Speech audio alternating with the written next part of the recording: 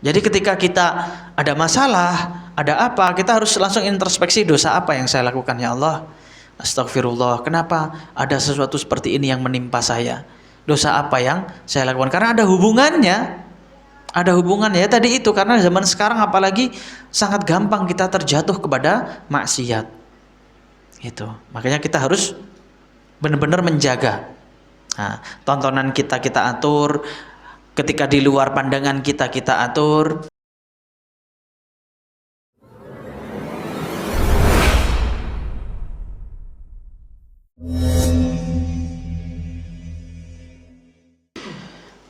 Bismillahirrahmanirrahim. Assalamualaikum warahmatullahi wabarakatuh. Alhamdulillahirabbil alamin. Wassalatu wassalamu ala asyrafil anbiya'i wal mursalin, nabiyyina Muhammadin wa ala alihi wa sahbihi ajma'in.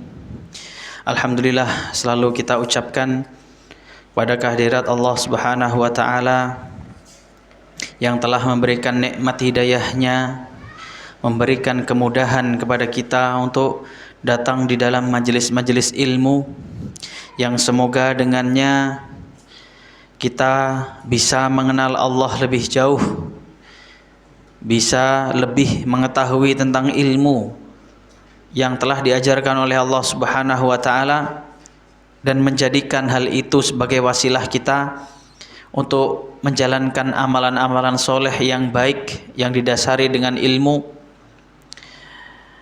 Kemudian salawat serta salam semoga selalu tercurahkan kepada khairil anam, Nabi besar Muhammad sallallahu alaihi wa ala alihi wasallam. Beliau adalah orang yang kita harapkan syafaatnya kelak, yang tak lupa kita selalu bersalawat kepada beliau, yang dimana ketika kita bersalawat kepada baginda Nabi besar Muhammad sallallahu alaihi wasallam akan dibalas 10 kali lipat. Dan juga beliau adalah suri tauladan sampai akhir zaman yang kita ikuti, yang dimana tidak ada petunjuk yang lebih baik daripada selain petunjuk beliau sallallahu alaihi wasallam. Ayyuhal hadirun rahimani wa rahimakumullah. Insyaallah kita masuk pembahasan pada hari ini dari kitab Tazkiyatun Nufus, kitab yang membahas untuk mentazkiyah atau membersihkan, mensucikan nufus, yaitu jiwa, yang dengannya kita mengharapkan dari kajian ini, terutama yang menyampaikan kajiannya, untuk selalu bisa menjaga hatinya, karena hati yang terjaga itu an-nafsul mutmainnah nanti jadinya, jiwa-jiwa yang tenang, yang dimana itu adalah jiwa yang diperintahkan oleh Allah Subhanahu wa taala untuk masuk ke dalam surganya. Ya ayyatuhan nafsul mutmainnah irji'i ila rabbiki radiyatan mardiyah fadkhuli fi ibadi wadkhuli jannati. Ayyuhal hadirun rahimani wa rahimakumullah. Kita sudah sampai pada sebuah tema yang dimana termasuk salah satu dari 4 perkara besar yang merupakan racun. Jadi 4 perkara yang besar yang menjadi racun dalam hati seorang hamba, yang dimana apabila racun ini tidak segera dibersihkan, tentunya akan menjalar kemana-mana. Ketika hati sudah rusak teracuni, maka amalan lain juga akan ikut rusak. Karena ibaratnya hati itu harus dihadirkan di setiap ibadah, ayuhal ikhwah. Jika hati kita sudah rusak, maka gimana ibadahnya mau baik, mau sempurna kalau hatinya sudah tidak bersama lagi, apalagi cuma raganya aja. Dia duduk dalam sebuah majelis tapi hatinya kemana-mana. Itu salah satu contohnya. Maka dari itu kita belajar di sini tentang hati, agar kita tahu racun-racun hati tersebut dan kita menghindari sebisa kita. Dan semoga Allah memudahkan kita untuk menghindari hal-hal tersebut. Racun hati yang nomor 2 yaitu adalah fudulun nazar, berlebihan di dalam melihat. Melihat ini konteksnya gimana? Mau melihat maksudnya di sini, Kalau nanti dibaca ayat-ayat dan hadis-hadis berhubungan dengan apa? Yaitu melihat lawan jenis. Ya, melihat lawan jenis yang seharusnya kita itu menjaga pandangan kita, tapi kita melihat kepada lawan jenis. Karena hal itu dalam Islam itu tidak diperbolehkan melihat lawan jenis, dan ada sebagian kecil hal yang diperbolehkan. Itu pun dengan catatan ya nanti, yaitu misalkan dia itu tetap harus nutup aurat, dan kedua ada hajat di situ, dan yang ketiga itu dalam keadaan semua yang diperbolehkan itu tetap tidak boleh ada syahwat. Jika menimbulkan syahwat maka lebih baik dihindari. Tapi kita masuk ke pembahasannya. Dikatakan bahwasannya qala al-muallifu hafizahullahu taala wa fudulun nadhari yad'u ilal istihsan. Dan berlebihan di dalam memandang, hal ini mengajak kepada perkara yang dibuat-buat baik. Jadi nampaknya hal yang kita lihat itu akan menjadi seakan-akan itu indah, hasan, baik. Itu jadinya kita menikmati. Itu kalau berlebihan dalam nazar. Wa wuqu'u suratil manzuri fi qalbin nazir, dan menjadikan gambaran yang dilihat oleh orang yang melihat itu masuk ke dalam hati. Sudah pasti ya. Jadi setelah dari mata langsung masuk ke hati. Fayuhditsu anwa'an minal fasadi fi qalbil abdi. Maka hal ini akan menimbulkan macam-macam kerusakan pada hati seorang hamba. Jadi dari melihat masuk ke dalam hati menimbulkan kerusakan hati. Bahkan ini kalau secara umum bisa kita simpulkan, melihatnya bukan hanya dalam hal masalah lawan jenis. Bukan hanya itu, bisa aja kita melihat kenikmatan orang-orang. Jadi ya bukan nikmat sebenarnya. Orang-orang ketika bermaksiat seakan-akan itu enak. Itu bisa terjadi sesuatu, hati kita itu merasa kayak pengin. Karena apa? Orang itu melakukan. Lah itu melakukan seperti itu, kayaknya enak ya. Nah, kayak gitu. Bisa terjadi hal-hal kayak gitu masuk ke dalam hati kita. Kemudian minha, di antara kerusakan-kerusakan hati yang ditimbulkan daripada memandang tadi itu, ma dzakarahu Rasulullah sallallahu alaihi wasallam, adalah sebuah hadis yang telah disebutkan oleh Nabi sallallahu alaihi wasallam, kama jaa fil musnad, sebagaimana telah datang di dalam al-musnad, maksudnya musnad Imam Ahmad, tetapi di sini ada ta'liq, nanti saya jelaskan. Ma ma'nahu, yang maknanya, wan nadharatu sahmun masmumun min sihami iblis, dan memandang kepada lawan jenis itu adalah salah satu panah daripada panah-panah yang beracun milik iblis.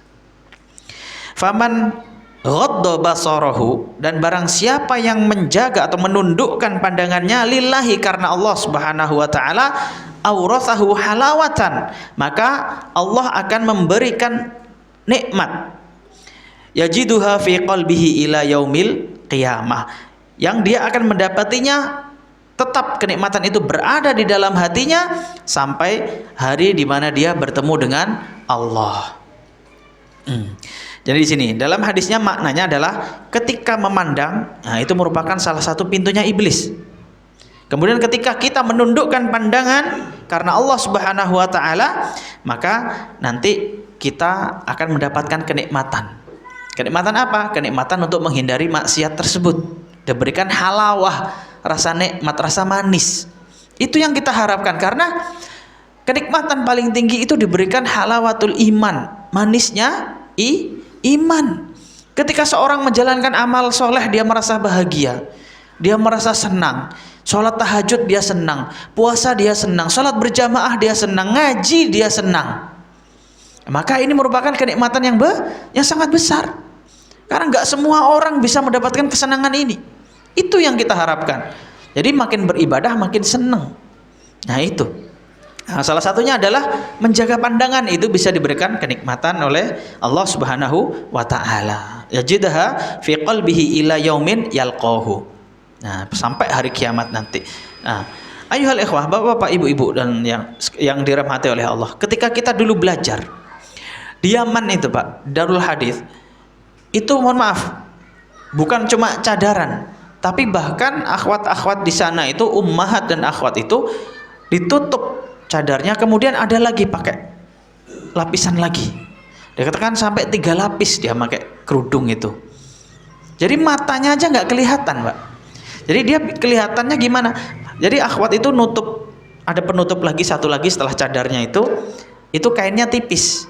Nah, jadi dia kalau jalan agak ditekan gini, dipepetkan ke matanya, jadi dia kelihatan, orang nggak kelihatan dia. Nah itu. Dan yang kita dapati ketika dalam kondisi seperti itu sebagai santri, kita ketika belajar ngelihat kondisi kayak gitu nggak pernah ngelihat akhwat, dijaga benar-benar.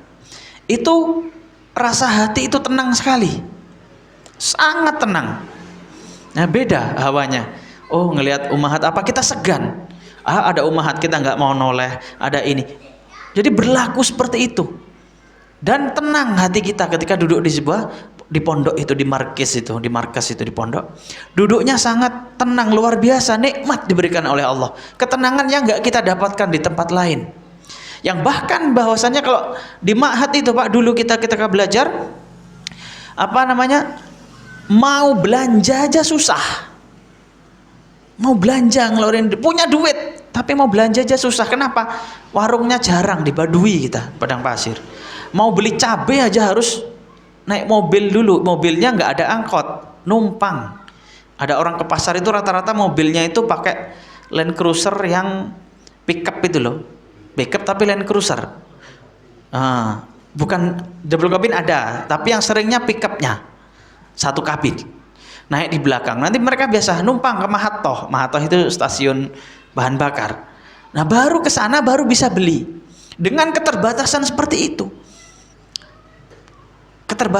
bahkan listrik itu katanya mati lampu itu kayak minum obat, bisa 3 kali sehari, sering. Syekh itu sampai punya diesel sendiri besar beliau, dinyalakan ketika malam. Jadi malam itu alhamdulillah bisa nyala AC di asrama, terus lampu nyala, bisa belajar. Kalau siang mati lampu ya sudah, wassalam. Itu panas, ketika musim panas sekali, ketika musim dingin sekali. Tapi dengan keterbatasan yang kita dapati seperti itu, alhamdulillah hati kita tenang demi Allah, tenang banget. Nggak seperti sekarang kayak gembrungsung terus hawanya. Memang hawanya berbeda, Pak. Memang hawanya berbeda. Itu bisa dirasakan. Lingkungan orang-orang yang beriman, yang menjaga keimanan, saling mengingatkan, itu berbeda. Ketika kita bisa menjaga pandangan di situ, alhamdulillah. Nah, musibahnya apa? Ketika kita harus pulang, udah terbiasa seperti itu, kaget lihat di bandara sampai.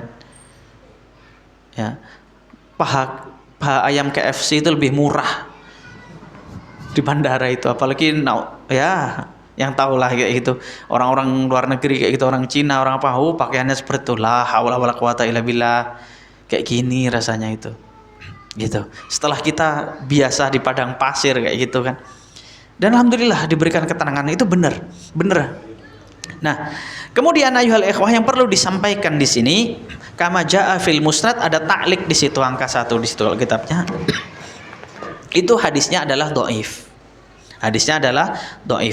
Bahkan lafadz yang disebutkan barusan, kata pentahkiknya, itu adalah lafadz yang disebutkan adalah walafdzul madhkuru 'inda Tabrani, dari Imam Tabrani fil Mujma' wal Hakim fil Mustadrak, dan lafadz Imam Hakim fil Mustadrak. Kemudian lafadznya Imam Ahmad itu berbeda.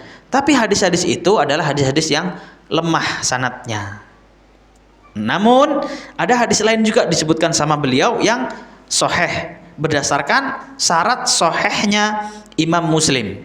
Jadi ada imam lain mensahihkan sesuai dengan syarat sahihnya Imam Muslim, sebuah hadis yang berbunyi, berkata Rasulullah kepada Ali ibn Abi Thalib, dikatakan, ya Ali, wahai Ali, la tatabi'in an-nadharata, jangan engkau ikuti pandangan dengan pandangan. Maksudnya ketika engkau memandang yang lawan jenis tadi pertama kali, udah berhenti, jangan diteruskan, jangan diikuti lagi.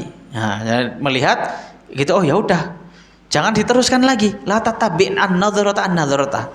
Nah, fa innalakal ula, engkau itu diampuni pada yang pertama. Nah, walaisat laka al akhirah, dan kamu tidak akan diampuni pada yang nomor dua. Nah, sekilas kenapa? Astagfirullah, langsung dipalingkan. Bukan malah berhenti, oh ini pandangan pertama, saya diam di sini, enggak. Tapi langsung dipalingkan konteksnya. Kan pandangan pertama, ya pertamanya normal, pandangan pertama langsung dipalingkan lah kayak gitu, gimana? Bukan kok pandangan pertama, oh mumpung pertama ini, ya enggak seperti itu ya konteksnya. Yang biasanya adatnya, ya adatnya ngelihat ketika hal itu enggak harus dilihat, segera dipalingkan. Seperti itu. Nah, dan perlu dijelaskan juga bahwasannya ketika melihat ya kepada lawan jenis, saya ulang lagi ini tidak diperbolehkan ya. Hukum asalnya tidak diperbolehkan, apalagi aurat.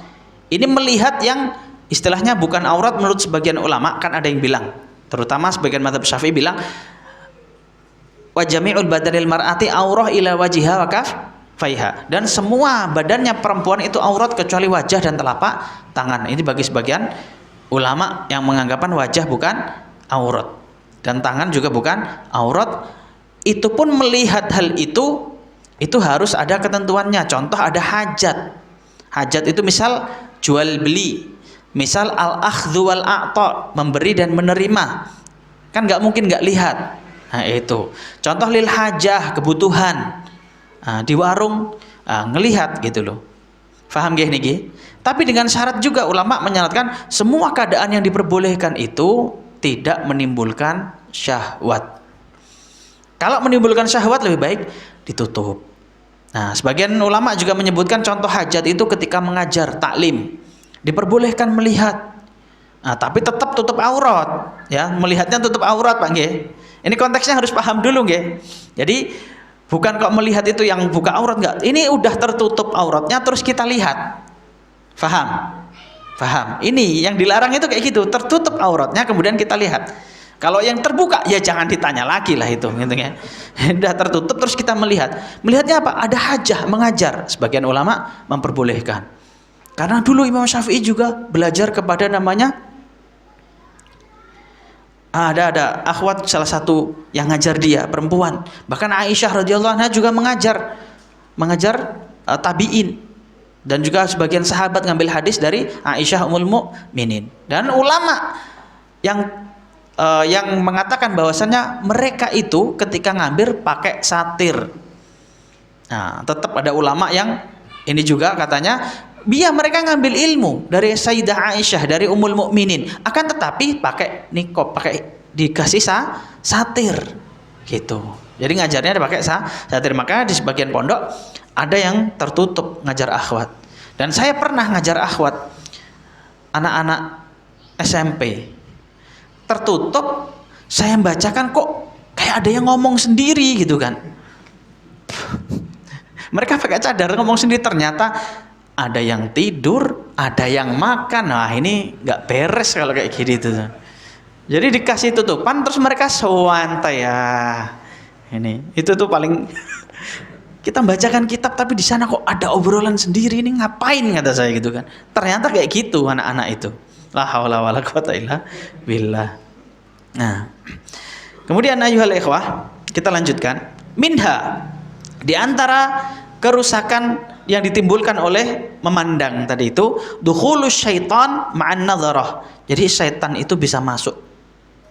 Nah, kalau syaitan itu masuk, itu maksudnya nanti dia itu memberi was-was juga. Oh enak ya, woi mantap, woi ini, woi itu, woi, semuanya dibisikkan oleh syaitan. Fa innahu yanfadhu ma'aha asra' min nufudhil hawa'i fil makanil khali. Jadi dia itu, setan itu masuknya setan dengan pandangan itu lebih cepat daripada ketika angin itu hilang di tempat yang lapang, lewat. Angin di tempat lapang. Jangan kalau merasakan tanah yang lapang itu anginnya kan kencang. Nah, itu setan lebih cepat daripada itu. Kalau di Indonesia di mana ya yang datarannya lurus itu nggak ada ini. Jarang ya. Di sawah mungkin ya. Kayak gitu. Sampean ngerasakan lah hawanya kayak gitu. Kalau di Yaman ada namanya makbar.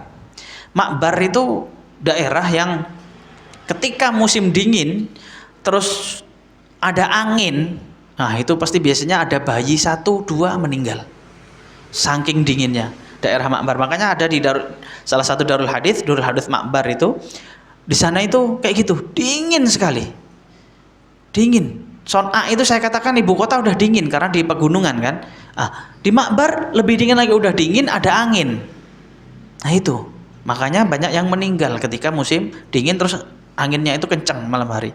Bahkan santri-santri itu ketika mau wudhu buat besok pagi, malamnya ngambil air, di jerigennya udah dibungkus pakai goni, dijahit, diselimutin, tidur bareng itu. Biar apa? Ketika wudhu airnya nggak terlalu dingin. Itu perjuangannya orang ketika menuntut ilmu, Pak. Terus nah itu ketika tanah lapang seperti itu, los, nggak ada bangunan, nggak ada bukit, anginnya kencang, setan lebih cepat daripada itu. Liyuzayyina suratal mangdur, untuk menghiasi pada gambaran yang dilihat tadi itu. Gambaran yang dilihat, jadi yang menimbulkan syahwat tadi itu, setan itu masuk, itu celah-celah kesempatan seperti itu masuk. Wa yaj'aluha sonaman, dan menjadikan pandangan tadi itu berhala. Yaqifu alaihi alqalbu, yang hati itu tawaf di sekitar berhala, i'tikaf dan tawaf di sekitar berhala. Bayangkan itu, para ulama memerintahkan kita menjaga pandangan itu seperti itunya. Setan itu cepat banget. Gitu loh, karena Islam sendiri datang dengan syadud dzari'ah, menutup celah. Sebelum berzina itu, berzina dilarang, tapi sebelum bisa sampai ke sana tutup dulu celahnya. Nggak boleh pegang tangan, lebih baik tertusuk kepala saya dengan tombak besi daripada memegang tangan perempuan yang bukan muhrim. Itu Nabi SAW seperti itu, Pak. Aukamakol. Nah, itu seperti itu. Biar nggak sentuhan dengan perempuan. Halah dulure, halah santrine, halah itu. Nanti takutnya ada celahnya setan di situ. Gitu loh. Ya. Jadi dari pandangan itu, makanya pandangannya di-cut dulu, udah jangan mandang dulu, tutup pandangannya. Seperti itu. Dan ini sebenarnya kita juga sebagai laki-laki harus minta kerjasama dengan pihak perempuan tentunya. Tolonglah jaga pakaiannya. Itu jangan mentang-mentang kamu ngelihat ini. Ya yang pakaian juga harus yang sopan gitu kan. Pakaian harus yang sopan. Apalagi kalau kita punya saudara, punya keluarga, sanak kerabat yang perempuan, kita nasihati.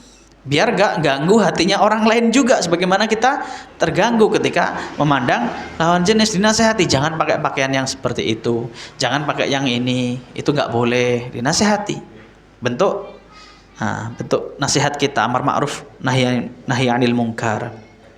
Wa yuqidu 'alal qalbi nar syahawat. Kemudian setan dengan hal itu menyalakan api syahwat. Wa yulqi hatabal ma'asi, kemudian memberikan kayu bakar maksiat. Nah, jadi dengan pandangan tadi jadi bahan bakarnya maksiat. Allati lam yakun yatawassalu ilaiha biduni tilka surah, yang hal itu tidak akan terjadi kecuali dengan adanya gambaran tadi itu yang sudah dia lihat. Paham nggih? Nah, itu. Jadi benar-benar harus dijaga karena setan masuk dari situ. Gitu loh, untuk merusak hati orang. Apalagi sekarang kita sering ini saya ingatkan, dari HP, dari komputer, ini kan serba online. Memang kita nggak ngelihat di jalan, nggak ada yang pakaiannya misalkan seperti itu, tapi di HP kita bisa melihat. Nah, jadi harus benar-benar hati-hati gitu loh. Nah, dan juga anak-anak kita harus dijauhkan. Jadi ketika sampean memberikan HP ke anak-anak, jangan salahkan internetnya, jangan salahkan YouTube-nya, gitu loh. Pertama, jangan dikasih kalau belum umurnya, Pak. Bahaya gadget itu. Ya, dia bisa menjelajah apa yang mungkin dia sebelum waktunya. Ya pun kadang juga yang udah waktunya tapi tetap nggak boleh gitu loh. Nggak boleh anak-anak itu. Nah, terus bahkan kita sendiri minimal lah kalau mau ngasih ke anak, kasih tontonan yang bermanfaat. Minimal dikasih kontrol. Karena YouTube itu bisa dikontrol. Ya, kontrol orang tua, bimbingan orang tua, mana channel yang direkomendasikan untuk anak-anak, mana yang enggak, itu bisa disetting. Luangkan waktu untuk itu. Kalau nggak bisa ya nggak usah, gitu loh. Nah, karena takutnya anak-anak kita yang rusak sendiri adalah kita. Kita ngajarkan ini, ngajarkan itu, tapi dia kemana-mana nanti di HP itu. Di kamarnya, apalagi udah agak balik, nanti di kamarnya dia melakukan apa yang kita tidak sangka-sangka, itu bisa terjadi. Wal'iyadzu billah. Harus hati-hati kita sebagai orang tua. Minha, dan diantara kerusakan yang lain yang ditimbulkan karena memandang adalah annahu yushaghilu al-qalba. Pandangan-pandangan tadi itu bisa menyibukkan hati, wa yunsihi masalihahu, dan melupakan hati pada hal-hal yang maslahat, yang bermanfaat untuknya. Wa yuhawilu bainahu wa bainaha, kemudian wa yahulu bainahu wa bainaha, mengikat dia dengan hal-hal yang pandangan tadi itu. Wa yanfaritu alaihi amrahu wa yaqau fi ittiba'il hawa wal ghaflah, kemudian ujung-ujungnya dia mengikuti hawa dan ghaflah, lalai, minimal lalai. Qala Allah Ta'ala, kemudian Allah Ta'ala telah berfirman, wala tuti' man aghfalna qalbahu an dzikrina wattaba'a hawahu wa kana amruhu furta. Dan janganlah engkau ikuti wahai Muhammad man aghfalna qalbahu, orang yang sudah kami lalaikan hatinya, an dzikrina, daripada berzikir, mengingat kepada Allah Subhanahu wa taala. Wattaba'a hawahu, dan janganlah engkau mengikuti, mentaati orang-orang yang mengikuti hawa nafsunya. Wa kana amruhu furta, dan perkaranya dia yang mengikuti hawa nafsu tadi adalah tercerai-berai. Kemudian dikatakan di sini wa itlaqul basar yujibu hadhil umura ats-tsalatsah, dan memandang, ya, bebas memandang tadi itu tanpa menjaga pandangan, itu menghasilkan 3 hal ini. Pertama, ghaflah atau apa? Lalai hatinya. Yang kedua, mengikuti hawa nafsu, dan yang ketiga, perkaranya tercerai-berai dari memandang ini. Ghaflah, iya ghaflah, karena kita sibuk dengan memandang tadi, sibuk mikirkan itu, walaupun udah ditutup HP-nya masih kepikiran, masih ketawa-ketawa, itu kan. Terus kemudian mengikuti hawa nafsu, dan kemudian wa kana amruhu furta, kemudian sama Allah dicerai-beraikan Pak urusannya. Jadi ketika kita ada masalah, ada apa, kita harus langsung introspeksi, dosa apa yang saya lakukan ya Allah? Astagfirullah, kenapa ada sesuatu seperti ini yang menimpa saya? Dosa apa yang saya lakukan? Karena ada hubungannya. Ada hubungannya ya tadi itu, karena zaman sekarang apalagi sangat gampang kita terjatuh kepada maksiat. Itu. Makanya kita harus benar-benar menjaga. Nah, tontonan kita atur, ketika di luar pandangan kita atur. Nah, harus diatur dan dibiasakan. Dan berusaha mencari hiburan, ya tetap orang butuh hiburan, tapi hiburan yang halal, ya hiburan yang halal. Ya kalau orang udah menikah, salah satu hiburannya adalah ya, yang belum menikah ini mohon maaf ini Mas ya. Yang udah menikah ada hiburannya, tapi saya sampaikan juga orang udah menikah juga ada pusingnya, santai. Karena yang udah nikah sampai tanya, apalagi yang udah lama, ada tengkarnya bukan Pak? Semuanya pasti jawab ya ada, nggak mulus terus. Gimana ya? Nah, kayak gitu. Ada juga. Jadi cari hiburan yang halal, ngobrol dengan orang-orang yang soleh. Nah, ngobrol itu penting juga, kita sosialisasi, mengobrol. Rasulullah ngobrol nggak? Ngobrol. Nah, Rasulullah ngobrol. Salah satu ini siapa, Syekh Abdul Hasan Ali Jadullah itu, beliau ulama hadis ya, pernah belajar dengan Syekh Albani, dengan Syekh Abdul Hasan.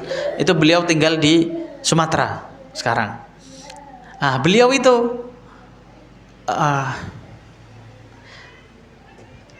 apa namanya? Saya mau bahas apa tadi? Subhanallah, saya lupa mau ngomong siapa. Kelewat sedikit, lupa saya. Astagfirullah. Astagfirullah. Nah, sudahlah, saya lupa. Mungkin nanti ketika ingat ya. Lupa tadi, kelewat gitu loh. Ada yang, jadi saya mikir ke yang lain jadinya. Kemudian kita lanjutkan dulu. Wa itlaqul basar yujibu hadhil umur thalathah, dan tidak menjaga pandangan menyebabkan 3 hal tersebut. Wa qala atibaul qulub, kemudian berkata para dokternya hati, atibba dokter hati, bainal ain wal qalbi manfadhun wa tariq. Jadi di antara mata dan hati itu ada sebuah celah dan ada sebuah jalan. Fa idza kharabatul ain wa fasadat, ketika mata itu rusak, kharabal qalbu wa fasadat, maka hati juga akan rusak. Hanya ketika mata sering digunakan untuk hal-hal yang maksiat, hatinya juga ikut. Karena perlu kita tahui Pak, bahwasannya mata itu kan salah satu jalannya untuk pengetahuan, ya kan? Pengetahuan tuh jalannya ada as-sam' wal basar wal afidah, dan hati, akal. Jadi kenapa hati? Hati itu akal. Kalau dalam Islam, akal itu berkaitan dengan hati.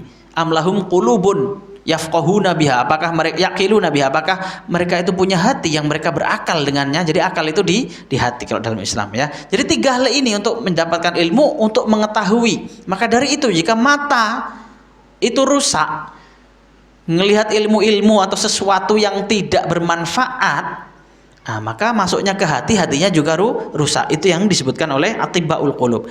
Wasarakal mazbalah, kemudian hati itu akan menjadi mazbalah, tempat sampah. Karena yang dilihat adalah sampah. Yang kasarnya seperti itu. Allati hiya mahalun najasat, tempat sampah itu adalah tempatnya najis. Ya, tempatnya najis. Mazbalah itu buang popok di situ. Ya kan? Buang kotoran di situ, ini di situ dan lain sebagainya.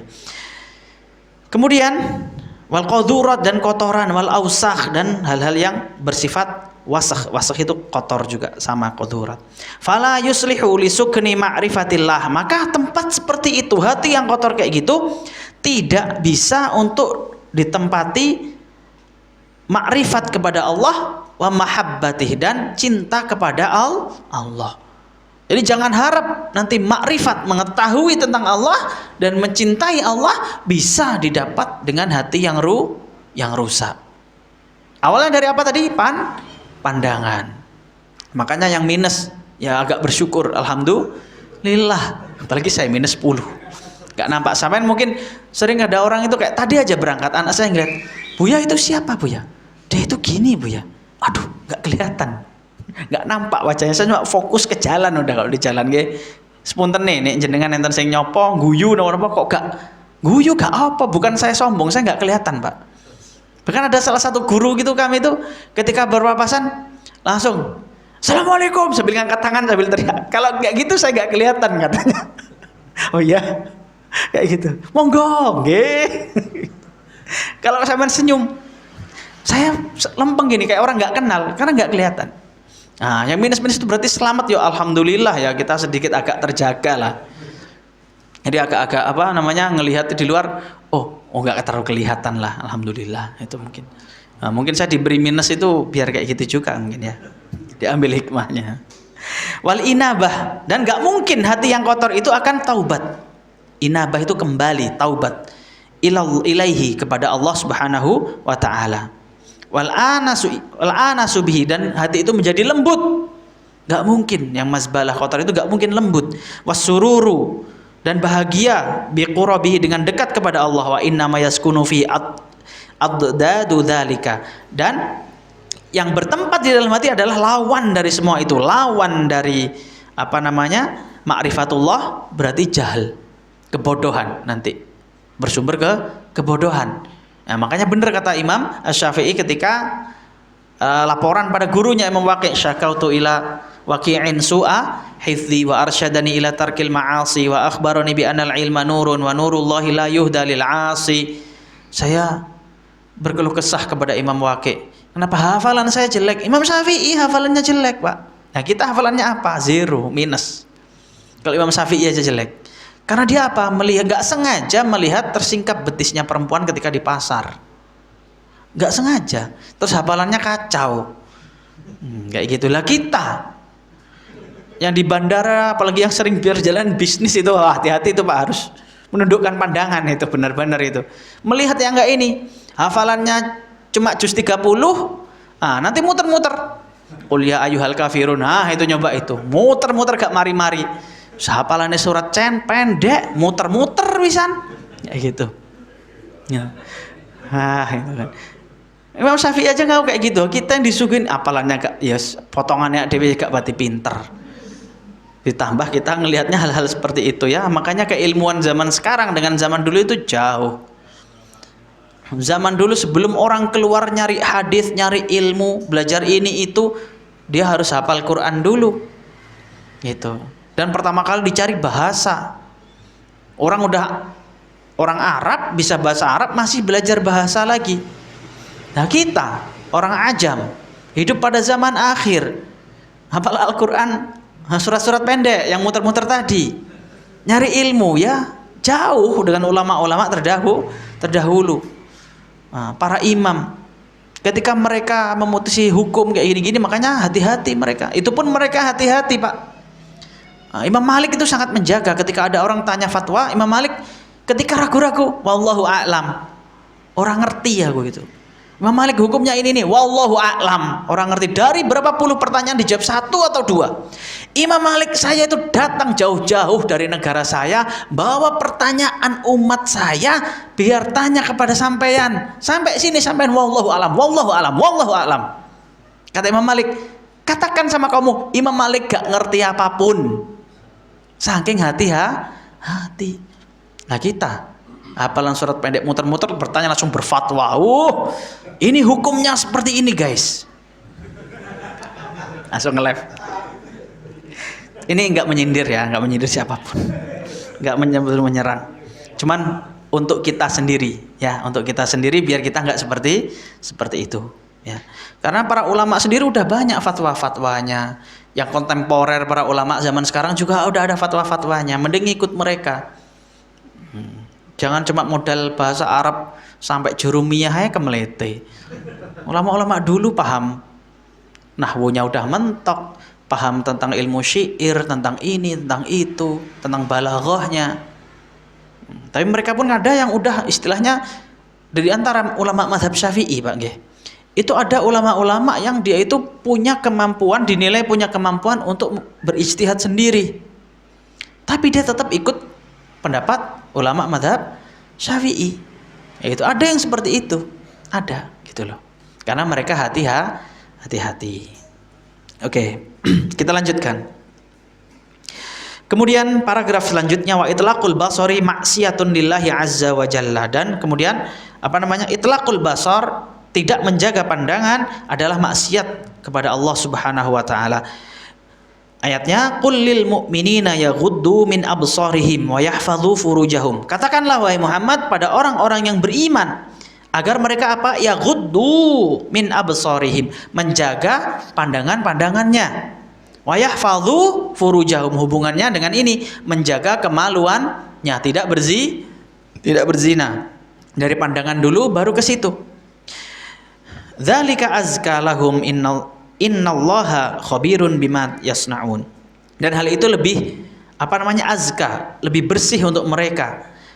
Innallaha khabirum bima yasnaun. Allah itu maha mengabarkan terhadap apa yang mereka perbuat. Nah ini, jadi di akhir ayat membawakan sifat Allah itu al-khabir, yang mengabarkan terhadap yang sudah mereka lakukan. Maksudnya apa? Harus muraqabah.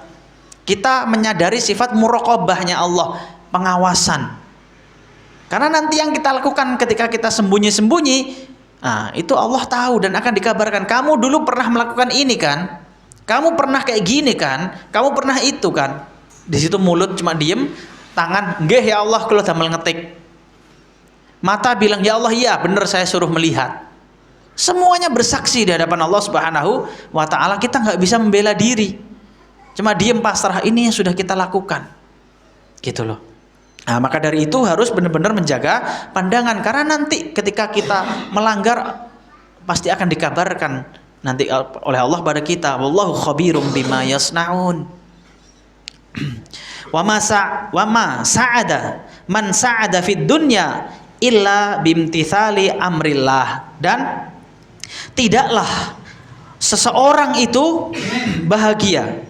Maksudnya tidak ada kebahagiaan bagi orang yang bahagia di dunia kecuali dengan imtithal awamirillah, menjalankan perintah-perintah Allah Ini kaidahnya para ulama.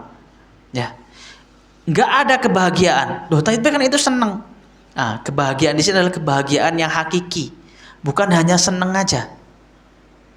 Contoh Pak, kalau kita terbiasa sholat malam, terus ketinggalan sholat malam, sedih nggak Pak? Sedih kalau udah menikmatinya. Apalagi udah baru belajar, alhamdulillah 1 bulan ini saya nggak ketinggalan sholat malam. Terus waktu ketika kita kelupaan, nggak sholat malam, itu kayak ada rasa sayang. Dan juga ketika kita bisa menjalankan sholat malam sunnah tadi itu, ada rasa senang, ketenangan kayak, oh sudah tertunaikan, senang. Begitu juga para penghafal Al-Quran. Coba saya tanya yang hafal Quran, pondok-pondoknya itu anaknya, ketika bisa murojaah, aduh kayak lunas, ada sesuatu yang lunas, bahagia. Memang awalnya sulit gak murojaah, sulit. Tapi ketika sudah mulai, alhamdulillah selesai. Gitu loh, selesai bahagia. Nah itu loh, kebahagiaan yang hakiki itu seperti itu. Jadi kebahagiaan, manisnya kehidupan, manisnya iman di dalam beribadah kepada Allah Subhanahu wa Ta'ala. Kalau belum merasakan itu, ya harus berusaha lebih keras, berdoa. Kok saya belum, yang lainnya sudah, saya belum naik derajat. Nah, harus semangat. Oke. Kemudian saya lanjutkan.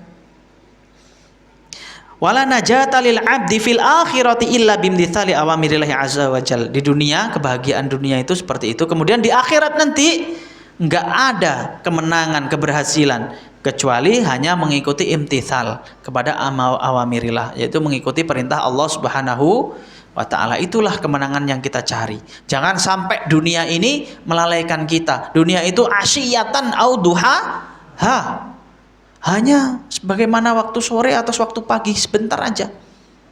Tadi pagi sampai ngapain? Oh, tadi pagi saya sarapan. Habis sarapan saya berangkat kerja sampai jam 8 selesai. Itu waktu pagi itu kayak gitu. Hidup di dunia nanti dibandingkan dengan akhirat kita kayak, oh tadi pagi kayak gitu. Rasanya kita itu seperti itu. Yang 60 tahun hidup di dunia ini. Ya. Karena hari akhirat itu yang dikatakan 1000 tahunnya dunia. Ada yang dikatakan khamsina alfasanah, 50.000 tahun. Makanya umur 60 bandingkan 50.000 tahun, seharinya akhirat itu kayak mana? Sebentar aja, gitu loh, gitu kan. Nah. Dan ini alhamdulillah, semoga kita termasuk orang-orang yang bisa imtithal awamiril lah, amin. Terus menjalankan perintah Allah, terus dalam kebaikan, saling menasehati, saling mengingatkan, menguatkan, insyaallah. Karena kehidupan dunia itu nggak akan lama. Wa itlaqul basari kadzalik yulbisu alqalba dzulmatan. Dan begitu juga dengan paragraf selanjutnya nggih. Melihat tanpa menjaga pandangan itu bagaimana apa? Seakan-akan menyelimuti hati dengan kegelapan. Kama anna ghaddul basari lillahi azza wa jalla wa yulbisuhu nuran, sebagaimana ketika seorang menundukkan pandangan maka hal itu akan menjadi cahaya baginya, ya. Yulbisu nuran, jadi seakan-akan hatinya itu diselimuti dengan diberi pakaian berupa nur, cahaya. Diterangi hatinya kalau orang yang menjaga pandangan. Waqad dzakarallahu azza wa jalla ayatan nur. Sudah disebutkan oleh Allah Subhanahu wa taala dalam surah ayat Nur, dalam surah Nur, Allahu nurus samawati wal ard mathalu nurihi kamishkatin fiha misbah. Ini berkaitan dengan sifat nurnya Allah. Allah itu adalah cahayanya langit dan bumi, dan sebagai perumpamaan cahayanya adalah sebagai perumpamaan seperti relung yang di dalamnya, tempat yang di dalamnya ada cahayanya. Nah, itu cahayanya Allah itu seperti itu, bersinar. Dan kita menjaga pandangan akan mendapatkan nurnya Allah, cahayanya Allah Subhanahu wa taala. Saya lanjutkan guys, sedikit lagi, sabar. Qul lil mu'minina yaghudduna min absarihim. Katakanlah kepada orang beriman, sebentar. Oh, ada yang kelewat. Ba'da qaulihi azza wa jalla. Jadi Allah mengatakan sifat tentang nur tadi itu, tentang cahaya, setelah Allah mengatakan ayat sebelumnya, yaitu qul lil mu'minina yaghuddu min absarihim. Katakanlah kepada orang yang beriman agar menjaga pandangannya. Nah, setelah diperintahkan menjaga pandangannya, Allah bahas tentang cahaya. Maksudnya apa? Orang yang menjaga pandangan akan diberikan cahaya di hatinya oleh Allah Subhanahu wa taala. Wa idza istanaral qalbu aqbalat wufudul khairat wufudal aqbalat wufudal khairati ilaihi min kulli nahiyah. Ketika hati itu terang benderang bercahaya, maka dia akan menerima apa? Ujung-ujung kebaikan. Jadi ujungnya aja langsung ditarik gitu loh. Min kulli nahiyah, dari semua sisi. Jadi kalau hatinya udah mendapatkan nur dari Allah, nggak maksiat kepada Allah seperti yang kita katakan tadi, itu akan mudah untuk mendapatkan kebaikan. Nah, kama annahu idza azlam, sebagaimana juga sebaliknya, idza azlam, ketika hati itu gelap, maka dia akan akbalat sahaibul bala, maka dia akan menerima sesuatu yang bisa menarik bala, kecelakaan, wasyar, dan keburukan, alaihi min kulli makan, dari semua keburukan. Jadi hatinya kalau udah peteng dedet kayak gitu, kotoran-kotoran, dosa-dosa itu gampang masuk. Wa itlaqul basari kadzalik yu'miya al-qalba 'ani tamyizi bainal haqqi wal batil, dan tidak menjaga pandangan itu membuat hati itu buta untuk membedakan mana yang hak dan mana yang batil. Was sunnah wal bid'ah, nah, ini lebih jauh lagi malah pembahasannya, dan mana yang sunnah dan mana yang bid'ah. Wa'addahu lillahi azza wa jalla yurithu farasatan shadiqatan yumayyizu biha. Dan ketika seorang menjaga pandangan, maka dia akan mendapatkan sebuah firasat yang jujur, yang benar gitu, yang bisa membedakan mana yang baik, mana yang buruk.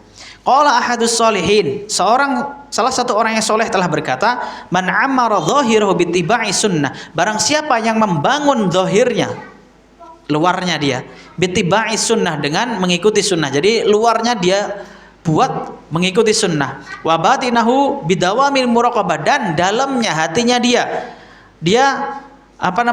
dihiasi dengan muraqabah, sifat muraqabah, pengawasannya Allah, selalu merasa diawasi. Zahirnya sunnah, panjangkan jenggot, tidak isbal gitu kan, pakai pakaian yang baik yang menutup aurat dan lain sebagainya, sholat 5 waktu di masjid dan lain sebagainya. Kemudian hati kita muraqabah. Nah, maka wa'adda basarahu 'anil maharim, dan menjaga pandangannya daripada halal haram, wa kaffa nafsahu 'anil syubhat, dan menjaga jiwanya daripada syubhat, yang perkara-perkara yang lebih berbahaya ini. Wa qtada bil halal, kemudian mencukupkan diri dengan yang halal, lam tukhti lahu farasah, maka orang seperti ini tidak akan salah firasatnya, punya firasat yang kuat. Nah, ini termasuk ini ya, bukan kok wah ini wali, enggak. Cuman memang seperti itu, diberikan firasat, oh perasaan saya kok kayak gini, kok nggak enak, perasaan ini. Biasanya kalau orang-orangnya punya sifat-sifat seperti ini benar, tapi kalau orangnya nggak punya sifat seperti ini, ya jangan dikatakan benar, balikannya. Oh dia maksiat terus, saya firasat saya kayak gini, kok tumben bener, hati-hati, bisa jadi itu istidraj gitu kan. Wal jazaa'u min jinsil amal, faman ghadda basarahu an maharimillahi atlaqallahu nura basiratihi. Kemudian jasa min jinsil amal, ketika seseorang itu menundukkan pandangannya dari hal-hal yang diharamkan Allah, maka Allah akan memberikan basirah kepadanya, ilmu kepadanya. Taib, sebelum saya tutup, saya kisahkan ya sebuah kisah ini yang sangat terkenal, yaitu kisah Shaleh al-Mu'adzin disebutkan. Salah satunya yang telah disebutkan oleh siapa namanya, Imam Al-Qurtubi. Jadi Shaleh Mu'adzin ini adalah orang soleh yang dia itu tukang azan, ya. Dia itu tukang azan. Diriwayatkan oleh Imam Al-Qurtubi dalam kitab At-Tadhkirah fi Ahwalil Mauta wa Umuril Akhirah. Jadi pengingat keadaannya orang-orang yang mati. Jadi kisah-kisah orang-orang yang meninggal tadi itu. Jadi dikisahkan bahwasannya rawa annahu kana bi Misra rajulun multazamun masjidan lil adzan. Di negeri Mesir itu ada seorang yang senantiasa adzan, muadzinnya. Nah, muadzinnya, dia itu senantiasa adzan dan sering sholat di situ, bahkan mungkin di sebagian waktu dijadikan imam. Nah, gitu loh. Wa alaihi bahaul ibadah, dia itu punya ibadah yang sangat luar biasa dan dia itu punya ketaatan yang sangat luar biasa. Kemudian pada suatu hari dia roqiya manarah, dia itu memanjat menara. Kalau zaman dulu belum ada speaker, jadi memanjat menara, azan di atas biar dengar. Dan ketika di atas itu, nah kebetulan dia tetangga masjid itu adalah orang Nasrani. Orang Nasrani zimmi, yang tidak memerangi, yang hidup di lingkungan umat Islam. Nah, kemudian ada anak perempuan di situ. Jadi ada anak gadisnya di rumah itu, dia pas naik dia melihat, Pak. Melihat. Nah, kemudian seketika itu dia, wallahu alam, dibisiki setan apa memang lagi pengen maksiat ini orang ini ya. Jadi seketika itu dia mengurungkan azan yang nggak jadi azan, Pak. Oh, waktunya azan, enggak sih, bentar. Nggak jadi azan dia. Turun, langsung diketuk pintunya itu. Diketuk, dia bilang apa? Oh, saya jatuh cinta sama kamu. Kamu ini main-main, kata perempuannya. Beneran, ayo nikah sama saya. Nggak mungkin. Saya itu Nasroniyah, kamu orang Muslim, bapak saya nggak akan mengizinkan. Nah, kalau kamu masuk Islam, baru saya mau nikah sama kau. Ya udah, aku masuk Islam. Masuk Nasrani. Gitu kan. Ya udah, dia akhirnya masuk Nasrani untuk menikahi sang gadis itu, Pak. Terus kemudian singkat cerita, dia menikah dengan gadis itu. Sebelum malam pertama, dia lagi menderi genteng, manjat di atap genteng tadi itu, atap rumahnya, satah itu, dia jatuh dan meninggal. Jadi dia tidak menempatkan perempuan itu dan dia juga kehilangan agamanya. Nah, dari sini ini banyak dikisah-kisahkan oleh para ulama. Maka dari situ diambil ibroh, Pak. Ini terjadi. Dari mana dosa itu? Dari melihat. Ya kan, melihat perempuannya cantik, dia langsung dibisiki setan, gak ada lagi perempuan kayak dia. Nah, kayak gitu. Akhirnya dia nekat dan murtad. Gak dapatkan perempuan, malah mati duluan. Nah, itu. Wal'iyadzu billah. Jadi sampai kita semua pengingat ini ya, jangan sampai ketika ada hal haram, nggak apa-apa wes utang ngobang sih misalnya. Nah, ini kita perlu wangi ini Pak. Mohon maaf, saya nggak nyindir, tapi ini pengingat bagi saya juga gitu loh. Utang ngobang sih kita insyaallah lah kita tobat habis itu. Jangan sampai. Bisa jadi gara-gara satu kayak Soleh al-Muadzin tadi itu, Pak, diingat-ingat kisahnya. Karena di kisah itu jundun min junudillah, apalagi kisah-kisahnya para ulama, kisah itu adalah tentaranya Allah Subhanahu wa taala. Mungkin sampai sini yang bisa kami sampaikan. Apabila ada kesalahan mohon maaf yang sebesar-besarnya. Kita akhiri dengan doa kafaratul majlis. Subhanakallahumma wa bihamdik asyhadu an la ilaha illa ant astaghfiruka wa atubu ilaik. Assalamualaikum warahmatullahi wabarakatuh.